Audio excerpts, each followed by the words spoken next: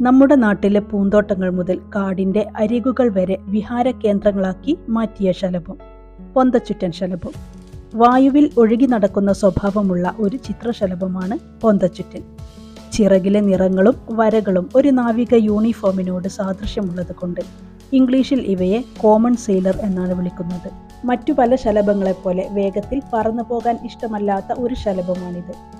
പകരം പൂന്തോട്ടങ്ങളിലും കാടിന്റെ അരികുകളിലും വെയിൽ കായുന്നതും പൂക്കളിൽ നിന്നും പഴങ്ങളിൽ നിന്നും മധുരം നുകരുന്നതുമാണ് പ്രധാന വിനോദങ്ങൾ. പൊന്തച്ചുറ്റൻ ശലഭം ഒരു പോളിഫാഗസ് ശലഭമാണ്. അതായത് പലതരം സസ്യകുടുംബങ്ങളിൽപ്പെട്ട ചെടികളുടെ ഇലകളാണ് ലാർവകൾ ഭക്ഷണമാക്കുന്നത്. പയർവർഗ സസ്യങ്ങൾ, ഇരുൾ, ഇലവ്, നായ്ക്കുരണ തുടങ്ങി 30ഓളം സസ്യങ്ങൾ ലാർവകളുടെ ഭക്ഷണത്തിൽ ഉൾപ്പെടുന്നു. നിംഫാലിഡെ ചിത്രശലഭ കുടുംബത്തിൽ ഉൾപ്പെടുന്ന ഇവയുടെ ശാസ്ത്രീയ നാമം നെപ്റ്റിസ് ഹൈലസ് എന്നാണ്.